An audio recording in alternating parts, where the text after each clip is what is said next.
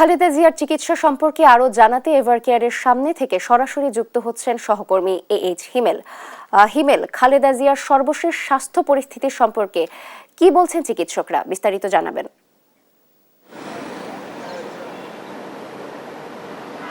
ধন্যবাদ আপনাকে। এই মুহূর্তে এবারকের সামনে রয়েছি। আপনি জানেন গত নভেম্বর থেকে বেগম খালেদা জিয়া এবারকার হাসপাতালে ভর্তি রয়েছেন এবং আমরা নভেম্বর থেকে অর্থাৎ 23 তারিখ থেকেই কিন্তু আসলে আমরা পর্যবেক্ষণ করছি। চিকিৎসকরা যথারীতি যেটা বলে আসছিলেন যে ওনার যে স্বাস্থ্যের যে অবস্থা সেটি কিন্তু এখনও অপরিবর্তিত রয়েছে, স্থিতিশীল রয়েছে।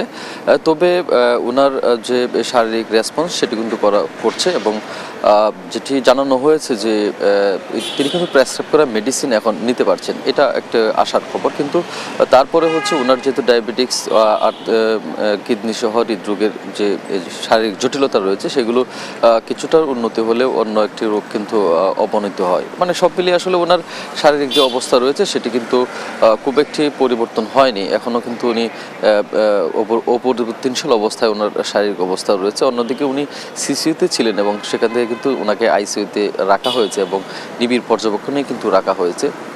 অন্যদিকে আপনি জানেন যে দেশি বিদেশি চিকিৎসক যারা রয়েছেন তারা কিন্তু চেষ্টা করছেন যে বেগম খালেদা জিয়াকে দেশের বাইরে নিয়ে যাওয়ার জন্য দুইবারের মতো কিন্তু সময় নিয়েছিলেন ডক্টররা যে আসলে বেগম জিয়াকে লন্ডনে নিয়ে যাওয়া হবে, কিন্তু দ্বিতীয়বারের মতো কিন্তু স্থগিত করা হয়। এখন যেটি এখানকার সংশ্লিষ্ট ডক্টররা রয়েছেন তারা যেটি বলছেন যে বেগম জিয়া দেশের বাইরে যে যাবেন সেই ধরনের শারীরিক সক্ষমতা অর্জন না হওয়া পর্যন্ত এই এবারকার হাসপাতালেই রেখে ওনাকে নিবিড় পর্যবেক্ষণের মাধ্যমে কিন্তু চিকিৎসা দেওয়া হবে।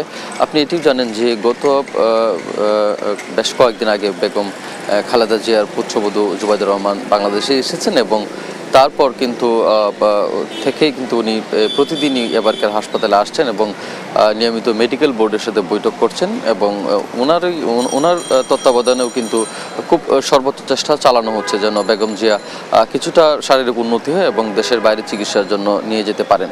রাজধানী এবারকার হাসপাতাল থেকে বেগম খালেদার অসুস্থতার বিষয়ে আমার কাছে এই ছিল সর্বশেষ তথ্য।